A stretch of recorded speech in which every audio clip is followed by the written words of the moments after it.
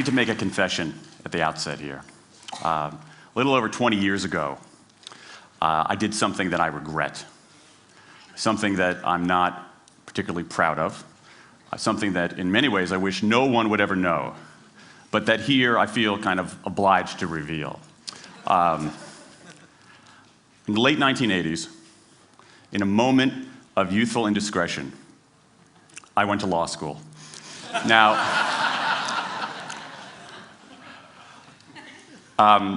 in America, law is a professional degree. You get your university degree, then you go on to law school. And when I got to law school, I didn't do very well. To put it mildly, I didn't do very well. I, in fact, graduated in the part of my law school class that made the top 90% possible. Thank you. I never practiced law a day in my life. I pretty much wasn't allowed to. But today, against my better judgment, against the advice of my own wife, I want to try to dust off some of those legal skills, what's left of those legal skills. I don't want to tell you a story. I want to make a case. I want to make a hard-headed, evidence-based, dare I say lawyerly case for rethinking how we run our businesses. So, ladies and gentlemen of the jury, take a look at this. This is called the candle problem. Some of you might have seen this before. It was created in 1945 by a psychologist named Carl Duncker. Carl Duncker has created this experiment that's used in a whole variety of experiments in behavioral science. And here's how it works. Suppose I'm the experimenter. I bring you into a room. I give you a candle, some thumbtacks, and some matches. And I say to you, your job is to attach the candle to the wall so the wax doesn't drip onto the table. Now, what would you do? Many people begin trying to thumbtack the candle to the wall. Doesn't work. Some people, and I saw somebody kind of make the motion over here, some people have a great idea where they light the match, melt the side of the candle, try to adhere it to the wall. It's an awesome idea, doesn't work. And eventually, after 5 or 10 minutes, most people figure out the solution, which you can see here. The key is to overcome what's called functional fixedness. You look at that box and you see it only as a receptacle for the tacks, but it can also have this other function as a platform for the candle.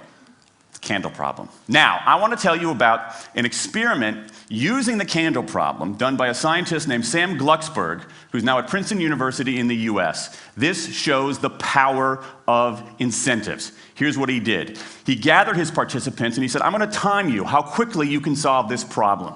To one group, he said, I'm going to time you to establish norms, averages, for how long it typically takes someone to solve this sort of problem.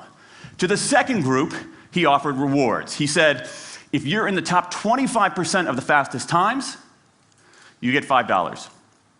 If you're the fastest of everyone we're testing here today, you get $20. Okay, now this is several years ago, adjusted for inflation. It's a decent sum of money for a few minutes of work. Okay, it's a nice motivator. Question, how much faster did this group solve the problem? Answer, it took them on average 3.5 minutes longer. 3.5 minutes longer. Now this makes no sense, right? I mean, I'm an American, I believe in free markets, that's not how it's supposed to work, right? If you want people to perform better, you reward them, right? Bonuses, commissions, their own reality show, incentivize them. That's how business works, but that's not happening here. You've got an incentive designed to sharpen thinking and accelerate creativity, and it does just the opposite. It dulls thinking and blocks creativity. And what's interesting about this experiment is that it's not an aberration. This has been replicated over and over and over again for nearly 40 years. These contingent motivators. If you do this, then you get that, work in some circumstances, but for a lot of tasks, they actually either don't work or often they do harm. This is one of the most robust findings in social science and also one of the most ignored. I spent the last couple of years looking at the science of human motivation, particularly the dynamics of extrinsic motivators and intrinsic motivators. And I'm telling you, it's not even close. If you look at the science, there is a mismatch between what science knows and what business does. And what's alarming here is that our business operating system, think of the set of assumptions and protocols beneath our businesses, how we motivate people, how we apply our human resources.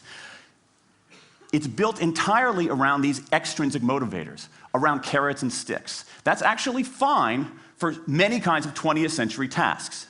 But for 21st century tasks, that mechanistic reward and punishment approach doesn't work, often doesn't work, and often does harm. Let me show you what I mean. So Glucksberg did another experiment similar to this, where he presented the problem in a slightly different way, like this up here. Okay? Attach the candle to the wall so the wax doesn't drip onto the table. Same deal. You were timing for norms. You were incentivizing. What happened this time? This time, the incentivized group kicked the other group's butt. Why? Because when the tacks are out of the box, it's pretty easy, isn't it? If-then rewards work really well for those sorts of tasks, where there's a simple set of rules and a clear destination to go to. Rewards, by their very nature, narrow our focus, concentrate the mind. That's why they work in so many cases. And so for tasks like this, a narrowed focus where you just see the goal right there, zoom straight ahead to it, they work really well. But for the real candle problem, you don't want to be looking like this. The solution's not over here. The solution's on the periphery. You want to be looking around. That reward actually narrows our focus and restricts our possibility. Let me tell you why this is so important.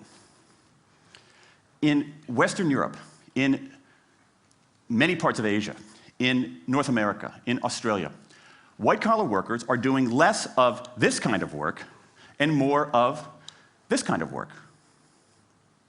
That routine, rule-based, left-brain work, certain kinds of accounting, certain kinds of financial analysis, certain kinds of computer programming, has become fairly easy to outsource, fairly easy to automate. Software can do it faster. Low-cost providers around the world can do it cheaper. So what really matters are the more right-brain, creative, conceptual kinds of abilities. Think about your own work. Think about your own work. Are the problems that you face, or even the problems we've been talking about here, are those kinds of problems, do they have a clear set of rules and a single solution? No. The rules are mystifying. The solution, if it exists at all, is surprising and non-obvious. Everybody in this room is dealing with their own version of the candle problem. And for candle problems of any kind, in any field, those if-then rewards, the things around which we've built so many of our businesses, don't work. Now, I mean, it makes me crazy. And this is not, here's the thing, this is not a feeling, okay? I'm a lawyer, I don't believe in feelings. This is not a philosophy. I'm an American, I don't believe in philosophy. This is a fact, or as we say in my hometown of Washington, D.C., a true fact. Let me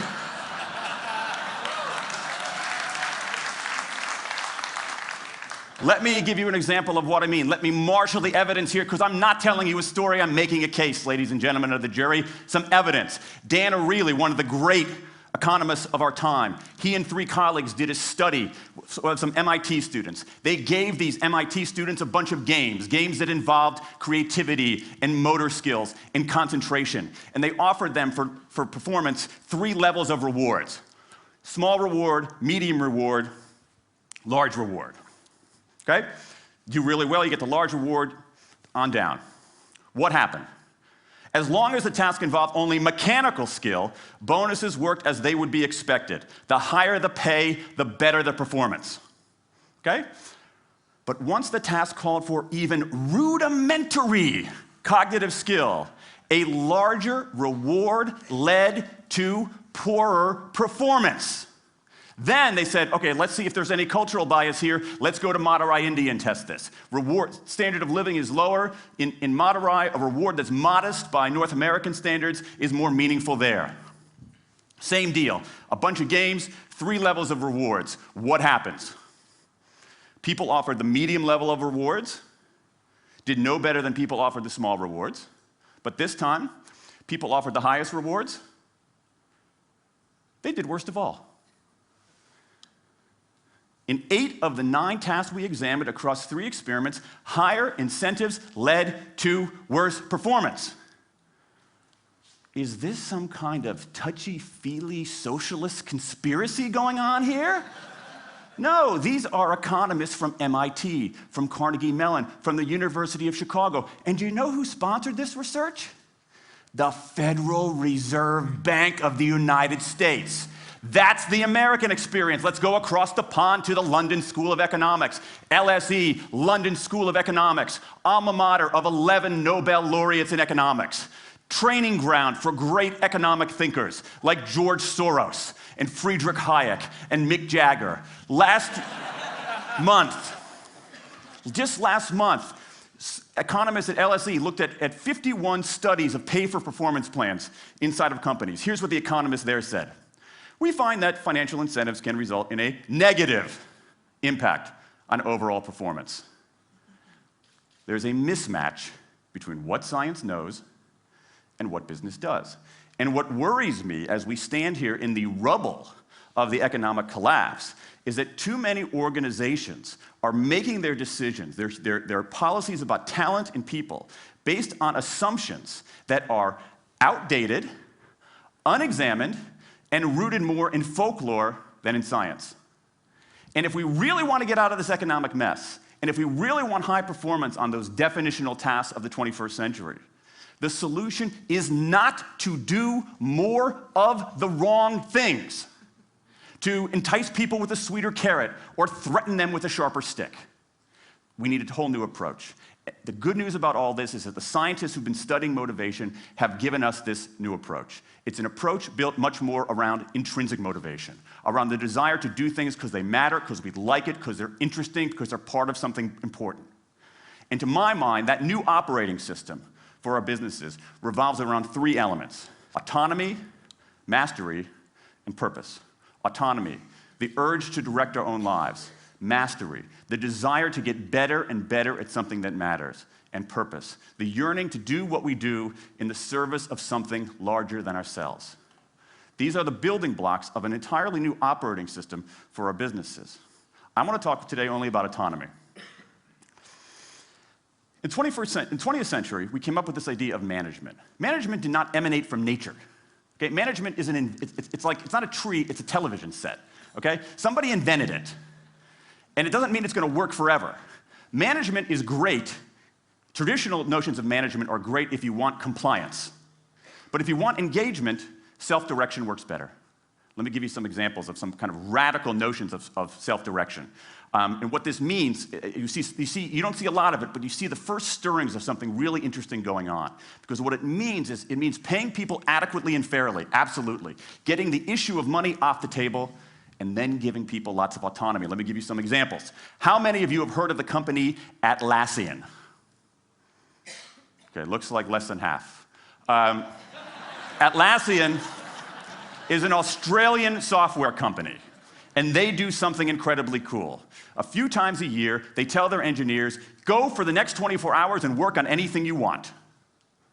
As long as it's not part of your regular job. Work on anything you want. So the engineers use this time to come up with a cool patch of code, to come up with an elegant hack. Then they present all of these stuff that they've developed to their teammates, to the rest of the company, in this wild and woolly all-hands meeting at the end of the day. And then, being Australians, everybody has a beer. They call them FedEx days. Why? Because you have to deliver something overnight. It's not bad. It's a huge trademark violation, but it's pretty clever. That one day of intense autonomy has produced a whole array of software fixes that might never have existed. And it's worked so well that Atlassian has taken it to the next level with 20% time, done famously at Google, where engineers can spend 20% of their time working on anything they want. They have autonomy over their time, their task, their team, their technique. Okay? Radical amounts of autonomy. And at Google, as many of you know, about half of the new products in a typical year are birthed during that 20% time. Things like Gmail, Orchid, Google News. Let me give you an even more radical example of it. Something called the results-only work environment, the ROW, created by 2 American consultants in place at about a dozen companies around North America. In a ROW, people don't have schedules.